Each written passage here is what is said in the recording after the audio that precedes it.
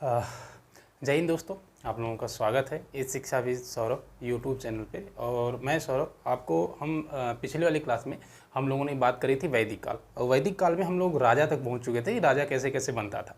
तो आज वाली क्लास में हम लोग उसी के जस्ट आगे चलेंगे कि राजा कैसे चुना जाता था, उनकी कौन कौन संस्थाएँ थी जो उनको सपोर्ट करती थी। बाकी चलेंगे सामाजिक व्यवस्था पे, ठीक है। और ठीक है, अगर चैनल पे नहीं है तो थोड़ा सा वीडियो देखिएगा, मज़ा आएगा। और वीडियो अच्छी लगी तो सब्सक्राइब जरूर कर लीजिएगा, उससे ज़्यादा से ज़्यादा शेयर कर लीजिएगा। और देखिए, ये पूरी व्यवस्था पेट के लिए और यूपी टेट के लिए और जूनियर के लिए, मतलब ये जीएस है तो सब में आता है, कोई स्पेशली नहीं है। लेकिन हाँ, अगर आप ये पढ़ के जाएंगे तो एग्जाम में यहाँ से आने वाले क्वेश्चन बचेंगे नहीं, आप करके आएंगे, ठीक है। तो चलिए शुरू करते हैं आज की क्लास। देखिए, कल जो है हम लोगों ने बात करी थी राजा की। हमने बोला था कि जो राजा होता था वो आनुवंशिक नहीं होता था। अब जब आनुवंशिक राजा नहीं होता था तो और क्या होता था, कुछ और तो विशेषताएं रही होंगी। देखिए, होता क्या है कि जब एक किसी व्यक्ति को बहुत ज़्यादा पावर दे दी जाती है तो वो कभी कभी निरंकुश हो जाता है। अब यार कि कोई परेशान हो गया, हटाओ यार, मैं मतलब कहानी ख़त्म है, सब आ जाते हैं मुंह उठा के। इस तरीके की चीज़ें ना हो तो क्या करते हैं, उसको नियंत्रित करने के लिए कुछ संस्थाओं का निर्माण किया जाता है। देखिएगा, तो राजा को नियंत्रित करने के लिए अब राजा को नियंत्रित करना है तो हमें क्या करनी पड़ेगी। तो उस समय में इन लोगों ने कई संस्थाओं का निर्माण किया था। तो राजा को नियंत्रित करने के लिए कुछ संस्थाएं बनाई गई थी।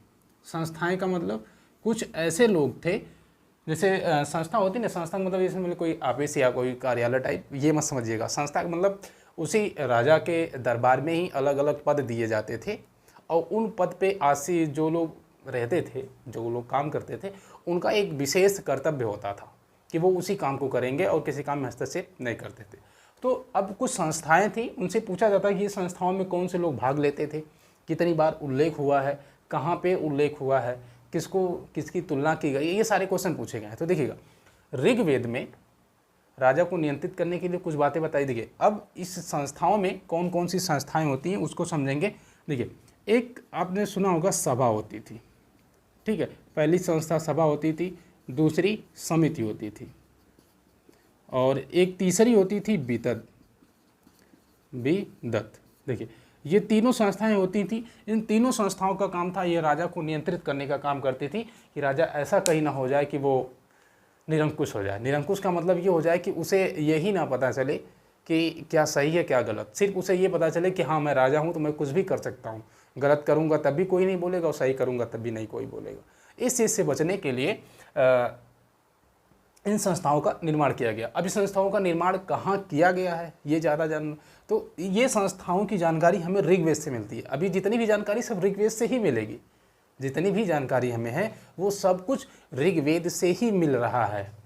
अभी जब उत्तर वैदिक काल में चलेंगे तब सामवेद, यजुर्वेद और अथर्ववेद की बात आएगी, ठीक है। लेकिन अभी तक जितनी जानकारी मिल रही है सब ऋग्वेद से मिल रही है। लेकिन अभी इसमें थोड़ा सा एक जगह और चीज़ें मिलेंगी।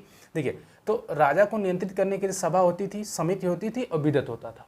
अब समझिएगा, अब एक क्वेश्चन पूछा गया कि सभा को कितनी बार उल्लेख किया गया है। सभा को तो इसका 8 बार उल्लेख है, इसे याद रखेंगे। 8 बार इसका उल्लेख है, 9 बार इसका उल्लेख है।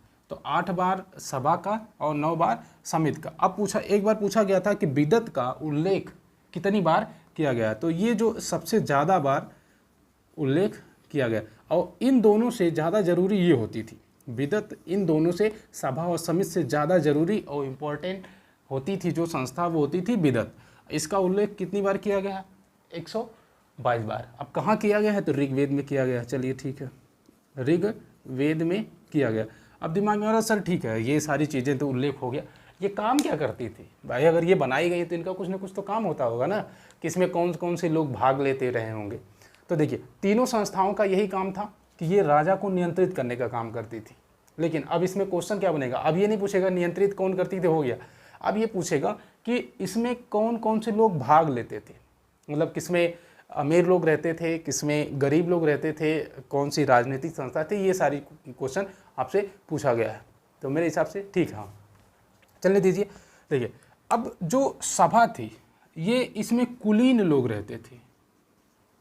कुलीन का मतलब अमीर, जो उस समय के अमीर वर्ग में आते थे वो लोग इसमें जाते थे। और अमीरों की एक क्वेश्चन पूछा गया था, कि कौन सी संस्था अमीरों की थी, तो अमीरों की संस्था कौन थी? सभा। सभा के किसकी संस्था थी? अमीरों की, क्योंकि इसमें पूरे पूरे लोग अमीर के ही रहते थे, जो अमीर होते थे उस समय में, थोड़ा जिनका विकास ज़्यादा हो चुका था। हाँ, एक क्वेश्चन और पूछा गया, क्या सभा में महिलाएं भाग लेती थीं? तो नहीं, इसमें जो है फीमेल मतलब महिला भाग नहीं लेती थी। ये चीज़ ध्यान रखेंगे सभा के बारे में कि सभा 8 बार उल्लेख किया गया है। सभा में कौन लोग भाग लेते थे? कुलीन वर्ग के लोग लेते थे, और इसमें कौन लेते थे? पुरुष लेते थे। पुरुष भाग लेते थे, जबकि जो महिला होती थी वो भाग नहीं ले सकती थी या नहीं लेती थी। तो ये चीज़ ध्यान में रखनी है। दूसरी बात आते हैं सीमित पे। अब ये पूछा जाता है कि सीमित का उल्लेख कितनी बार हुआ? तो सीमित का उल्लेख हुआ 9 बार, और 9 बार उल्लेख हुआ तो ये काम क्या करती थी? तो देखिए, जैसे समिति थी जिसमें कुलीन वर्ग वाले लोग रहते थे, अमीर लोग रहते थे, वैसे ही जो समिति थी ये साधारण लोग मतलब आम जनता के लिए थी। तो ये सार्वजनिक संस्था थी, समझिएगा, सार्वजनिक संस्था, ये सार्वजनिक संस्था थी। अगर एक चीज़ समझिएगा, अगर ये सार्वजनिक है तो तुरंत आपके दिमाग में, सर ये अगर ये सार्वजनिक है तो जाहिर सी बात है कि कभी भी इसमें एक लोग हिस्सा नहीं लेंगे। सार्वजनिक भाई तो सबकी है भाई, उसमें महिला भी जाएगी, उसमें पुरुष भी जाएंगे, सभी लोग जाते थे। तो इसमें सार्वजनिक होने के कारण इसमें सभी लोग भाग लेते थे। तो समिति 9 बार उल्लेख किया गया, 9 बार के बाद सार्वजनिक संस्था थी, इसमें सभी लोग भाग लेते थे। अच्छा, अगर एक चीज़ बताइएगा, जैसे आपको कोई बात कहनी है तो आप कहाँ जाके कहेंगे? जैसे अगर मुझसे कोई बात कहनी है आपकी, तो आप कहाँ करेंगे? कमेंट करेंगे ना कि हाँ सर अच्छा है, ख़राब है, या ये क्वेश्चन है, कुछ भी है तो आप कमेंट करके पूछेंगे। तो लेकिन अगर मैं ऑप्शन ही हटा दूँ कमेंट करने का, तो आप कहाँ पूछेंगे? तब आप नहीं पूछ सकते। जस्ट उसी तरह समझिएगा कि जैसे कुलीन वर्ग है, जब इसमें साधारण लोग नहीं जाएंगे, आम जनता नहीं जाएगी, तो यहाँ जब जाएंगे नहीं तो क्वेश्चन ही नहीं पूछेंगे। सीधी सीधी बात है, जब जाएंगे ही नहीं तो क्वेश्चन कहाँ से पूछेंगे? तो आम जनता कहाँ जाती थी? समिति में जाती थी। आम जनता सार्वजनिक थी, तो जो क्वेश्चन पूछने वाला काम होता था, कोई परेशानी बताने वाली चीज़ होती थी, वो कहाँ, या अपनी कोई बात कहनी है राजा से कि राजा ये परेशानी है, राजा हमारी गाय भाग गई, कोई चोरी कर ले गया, या पड़ोसी हमें पीट रहे थे रात में, हमारी मेहरारू दूसरे के संग भाग गई, ये सब अगर शिकायत करनी थी तो कहाँ जाते हैं लोग? समिति में जाते थे। जब समिति में जाते थे तो ये सार्वजनिक संस्था थी, इसमें तो जा नहीं सकता था साधारण इंसान। जब साधारण इसमें जाएगा नहीं तो बोलेगा कहाँ से? तो बोलेगा वहीं ना जहाँ वो जा सकता है। तो समिति में जाते थे और यहाँ पे अपनी बात कहते थे। तो मेरे हिसाब से ये चीज़ें, समिति 9 बार सार्वजनिक संस्था थी, इसमें सभी लोग जाते थे, महिला पुरुष, और अपनी आवाज़ अभिव्यक्त करते थे, बोलते थे, अपनी जो भी कहना होता था उनसे कहते थे। अब बात आती है कि बिदअत 122 बार उल्लेख हुआ है और ऋग्वेद में हुआ है। ये चीज़ एकदम ध्यान में रखेंगे। क्वेश्चन पूछा गया है कि सबसे ज़्यादा बार उल्लेख किसका हुआ? तो 122 बार, और कहाँ हुआ? ऋग्वेद में हुआ है। दोनों चीज़ एकदम ध्यान में रखेंगे, एकदम एग्जैक्ट क्वेश्चन बना हुआ है। अगर आप इसी लेवल के क्वेश्चन देखेंगे तो मिल जाएगा आपको। बिदअत, ये अब बात आती है कि बिदअत था क्या? ये सबसे प्राचीन संस्था थी, समझिएगा, सबसे प्राचीन मतलब प्राचीन संस्था थी। ये सबसे प्राचीन संस्था, अगर सबसे प्राचीन संस्था है, अब प्राचीन तो थी, ठीक है, और क्या कुछ और चीज़ें इसमें थी? हाँ, तो अब किससे प्राचीन थी? कभी कभी दिमाग में यह आ रहा होगा, तो ये जो संस्था थी सभा और समिति से ये प्राचीन थी, तो इसे आगे लिख दीजिए, सबसे प्राचीन थी।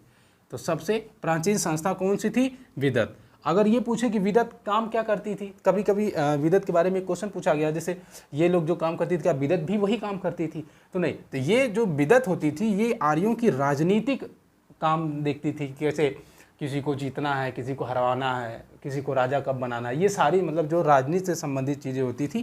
तो बिदअत जो होती थी वो आर्यों की राजनैतिक संस्था होती थी। ठीक है, तो मेरे हिसाब से ये तीनों पॉइंट आपको क्लियर हो गए होंगे। अच्छा, एक क्वेश्चन और थोड़ा अपडेट करके पूछा गया था। अब क्या पूछा गया था? इसमें ये पूछा था कि इन तीनों संस्थाओं में वो कौन सी संस्था थी जिसको आधुनिक राज्यसभा से तुलना की गई है? ठीक है, किससे? देखिएगा, जैसे इसमें कुलीन जाता था, सबसे उच्च मानी जाती थी, सबसे उच्च मानी जाती थी कौन सी? सभा। और सभा मानी जाएगी तो इसी सभा की तुलना जो यहाँ पे है इसकी तुलना आज के राज्यसभा से की जाती है। ठीक है, तो राज्यसभा से तुलना की जाती है। राज्यसभा से तुलना किसकी की जाती है? सभा की। समिति के बारे में आपको चीज़ जो विदत आपके बारे में एकदम क्लियर हो गया, कोई दिक्कत नहीं होनी चाहिए, मेरे हिसाब से तो नहीं होनी चाहिए, एकदम नहीं होनी चाहिए। तो ये सारी चीज़ें एकदम एग्जैक्टली क्लियर है। ये तीनों से क्वेश्चन पूछा गया है, अगर आप ध्यान नहीं देंगे तो फिर दिक्कत हो जाएगी। अच्छा, एक जगह एक क्वेश्चन और मैं पूछूँ, आपको बताऊंगा जो थोड़ा सा अलग है, आपके दिमाग में आ रहा होगा। अक्सर एक चीज़ और बता दीजिए, तो जैसे ये सभा है, जो सभा और समिति है, हमें इसकी जानकारी मिलती है ऋग्वेद से, लेकिन यहाँ से क्वेश्चन ये पूछा गया था, एक चीज़ बताओ, ये दोनों किसकी बेटी हैं? मतलब किसकी बेटी की उपाधि दी गई है? वास्तव में ये बेटी का नाम नहीं था, ये संस्थाएं थी।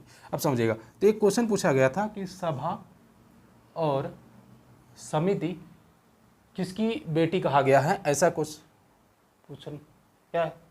ठीक है, सभा समिति किसकी बेटी है? तो अगर ये बेटी की बात कही गई है तो कहाँ पे कही गई है? कहीं तो कहीं गई होगी ना। अब कहाँ कही गई, ये क्वेश्चन पूछा गया था, तो कहाँ कही गई है? तो अथर्ववेद में। कहाँ पे?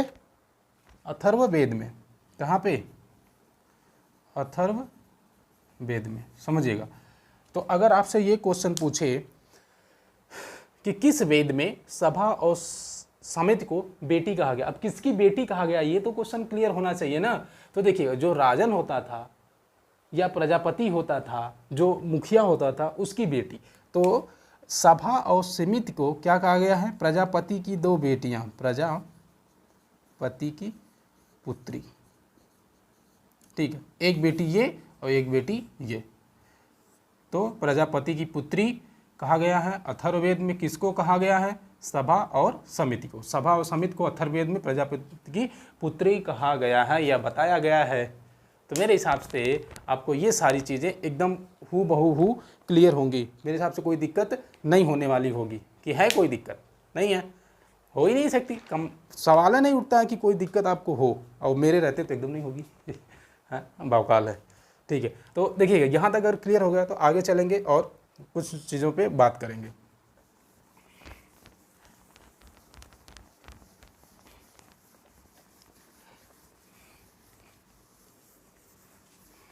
अच्छा, हाँ, बात बीच बीच में कहते रहेंगे कि देखिए, अगर सही में अच्छा लग रहा है, पढ़ने में मज़ा आ रहा हो और सबसे हट के कुछ अच्छी चीज़ें मिल रही हो फ्री में, ये सारी चीज़ें कोचिंग में जाएंगी तो अच्छा, पता नहीं मिलेगा कि नहीं मिलेगा, पता नहीं, भरोसा नहीं है आज की कोचिंगों पे।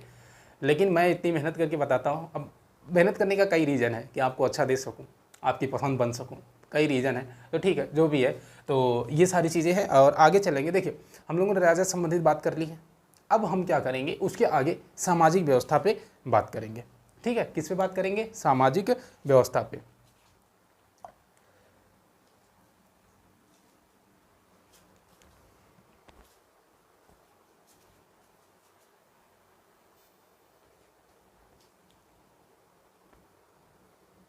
चलिए, ठीक है, थोड़ा सा प्रॉब्लम हो गई थी, परेशान मत होइएगा। ठीक है, देखिएगा, अब हम बात करेंगे सामाजिक व्यवस्था के बारे में कि समाज कैसा था उस समय का।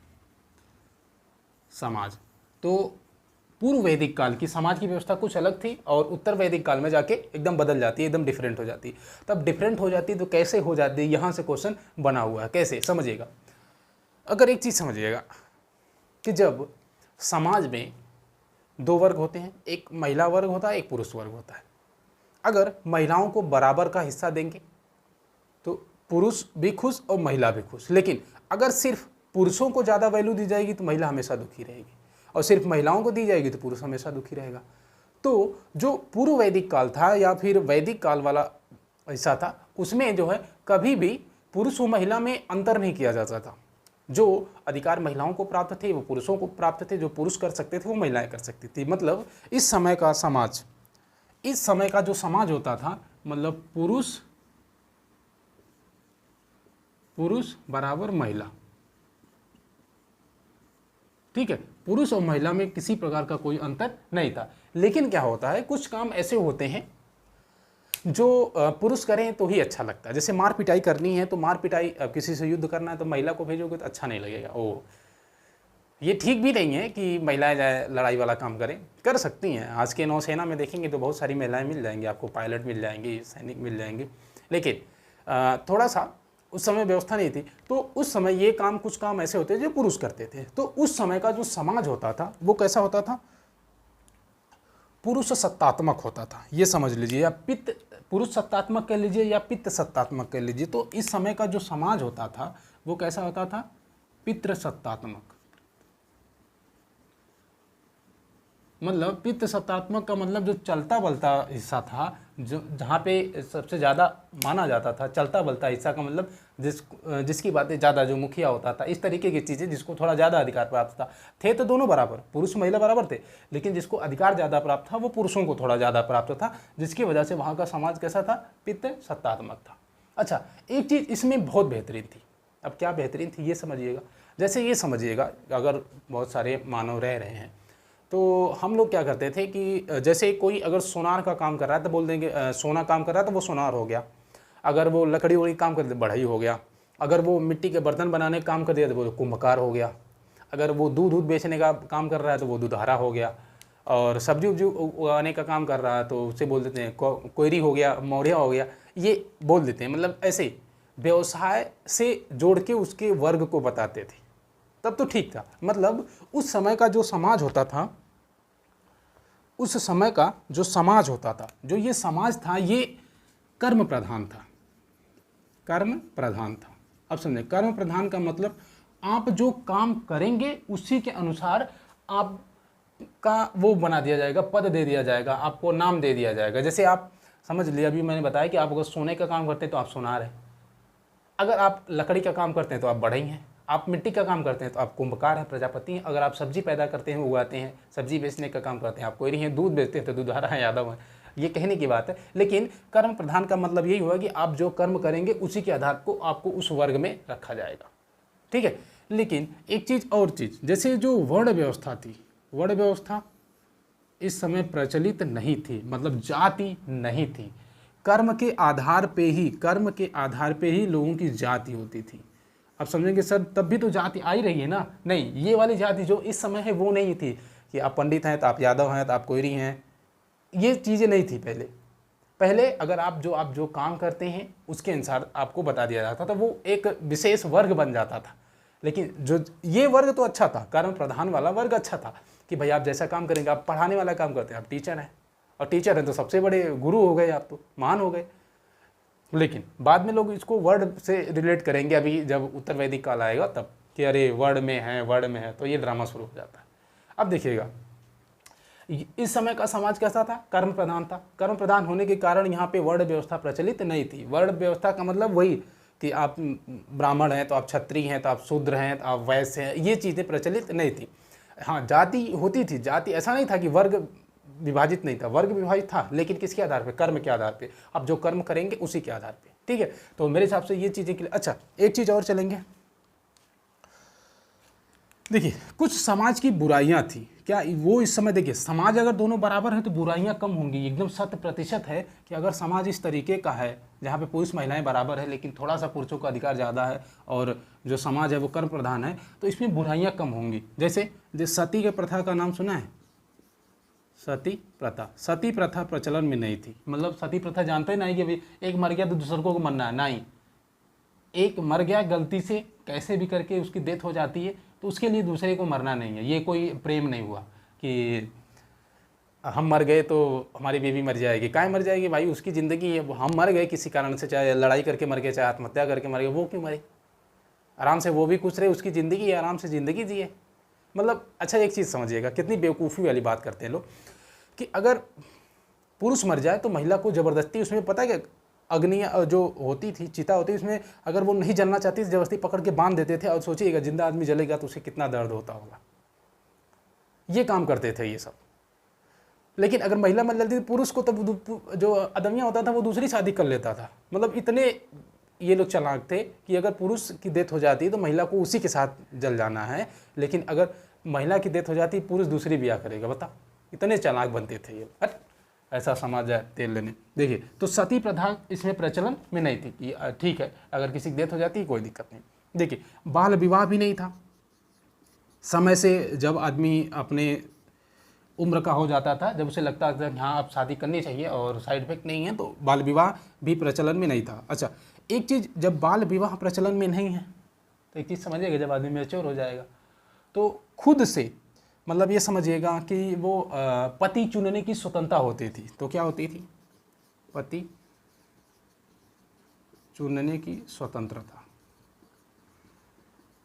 ठीक है, पति चुनने की स्वतंत्रता, पति चुनने की स्वतंत्रता, मतलब लव मैरिज वाला सिस्टम इसमें जारी था। कितने बढ़िया लोग थे, मतलब एकदम कुरीति नाम की चीज़ें ना भरी थी, कितना बढ़िया, जिसमें कितना अच्छा लोग जीते रहे होंगे, लेकिन सब बाद में भरभंड हो जाता है। देखिए, तो पति चुनने की स्वतंत्रता थी। अब देखिए, अगर पति कोई चुनता है तो वो शर्माएगा किसी से? नहीं शर्माएगा ना, आराम से, क्योंकि भाई हमारे पति हैं, हम जैसे मन तैसे रहेंगे, हाँ आपको परेशानी नहीं करेंगे। तो इस समय पर्दा प्रथा भी प्रचलित में नहीं थी, पर्दा प्रथा प्रचलन में नहीं थी। देखिए, सती प्रथा नहीं थी, बाल विवाह नहीं था, बाल विवाह नहीं था, पति चुनने की स्वतंत्रता थी और पर्दा प्रथा भी प्रचलन में नहीं थी। अच्छा हाँ, एक चीज़ और था। अब इसमें क्या होता था, थोड़ी सी चीज़ थी, अब क्या थी समझिएगा। जैसे आज भी होता है कि कोई नहीं चाहता कि उनके घर लड़की पैदा हो, सब चाहते हैं बस लड़का आते रहे, लड़का लड़का लड़का लड़का, और लड़का सब भरभंड कर डालते हैं। लास्ट में काम आती है तो लड़कियां आती हैं, लड़का सब ये होते हैं कि होता क्या है कि शादी हो गई है। अच्छा, लड़कों की भी समस्या होती है, समस्या ये होती है कि भाई वो भी परेशान होता है बंदा, यार कैसे एडजस्ट करेंगे। बीबी की बात सुने तो बीबी बोलेगी कि, मम्मी बोलेंगी कि मम्मी तुम बीबी की सारी बातें सुनता है, मेयर बस है।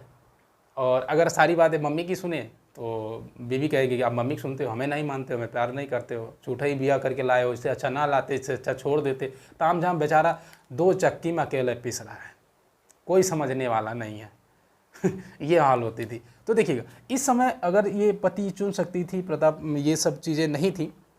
अच्छा, एक चीज़ और होती थी, पति चुनने की स्वतंत्रता का मतलब सिर्फ अपनी जाति में नहीं, आप किसी से भी शादी कर सकती थी, जिससे आपका मन बैठ रहा है, जिससे आप करना चाहती है उससे आराम से करते। मतलब अंतर जातीय विवाह भी था, जाति तो थी नहीं, तो अंतर जाति का मतलब ये होगा कि आपका व्यवसाय अलग है, उनका व्यवसाय अलग है, तो आप शादी कर सकते हैं, कोई दिक्कत नहीं। इसी समय ड्रामा हो रहा है वर्तमान में, मतलब पढ़ लिख के अनपढ़ है, उस समय बिना पढ़े लिखे इतने समझदार थे सब, सोचिएगा। अच्छा चलिए, ये तो समाज की बात हो गई।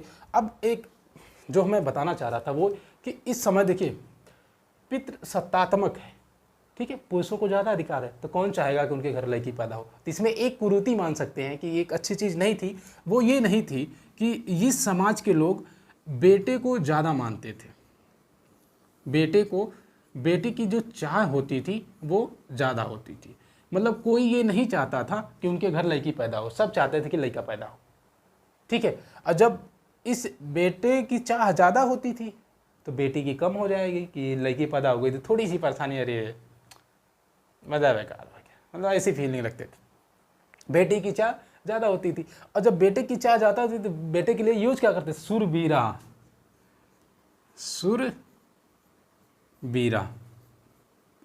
सुरबीरा शब्द का ये लोग बेटे के लिए प्रयोग करते थे कि बेटे को सुरबीरा कहा जाता था, ठीक है। भले एकदम एक नंबर का कादर है, एक नंबर डरपोक इंसान है, लेकिन सुरबीरा वीर कहा जाएगा, बताओ, एकदम से।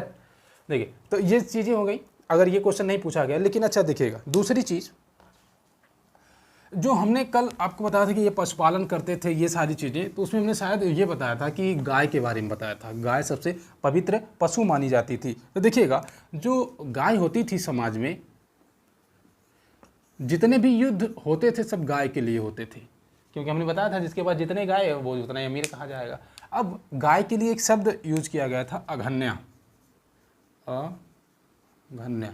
अब ये कई बार क्वेश्चन पूछा गया, इसे आईएमपी बनाइएगा, गाय के लिए कौन सा शब्द प्रयोग किया गया, अघन्या। कभी कभी ये पूछा गया अघन्या का मतलब क्या होता है, तो अघन्या का मतलब होता है जिसे मारा ना जाए, जिसे मारा ना जाए, मतलब मारा ना जाए कि मतलब गाय को आप कभी पीट पाट नहीं सकते थे, मतलब इसकी हत्या ना की जाए। सबसे पवित्र पशु माना जाता था, ये हमने आपको बता दिया। अघन्या का मतलब जिसे मारा ना जाए, तो आपको ध्यान रखेंगे, बस ये चीज़ इसमें रखनी है कि गाय को अघन्या कहा जाए, जिसे मारा ना जाए, जिसकी हत्या ना की जाए। अगर कोई की गायों को मार देता था तो बहुत उसकी कुटाई होती थी, राजा बोला कि बहुत मारता था, कोड़े कोड़े, कि मारे कहाँ हैं तुम्हारी इतनी हिम्मत, के गाँवों से निकाल देते थे सब, इतनी व्यवस्था थी गाय को अगर छेड़ दिए तो।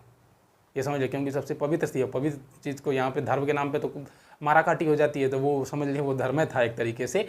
तो ये गाय को अघन्या कहते थे, जिससे मारा ना जा सके। तो मेरे हिसाब से, और देखिए एक चीज़ और थी समाज में, एक कभी कभी महिलाएं ऐसी थी जो शादी नहीं करती थी, ऐसे ही रहती थी पूरे जीवन, जब तक वो जिंदा हैं तब तक वो शादी नहीं करती थी। उन्हें कहा जाता था अमाजू। क्या बोला जाता था?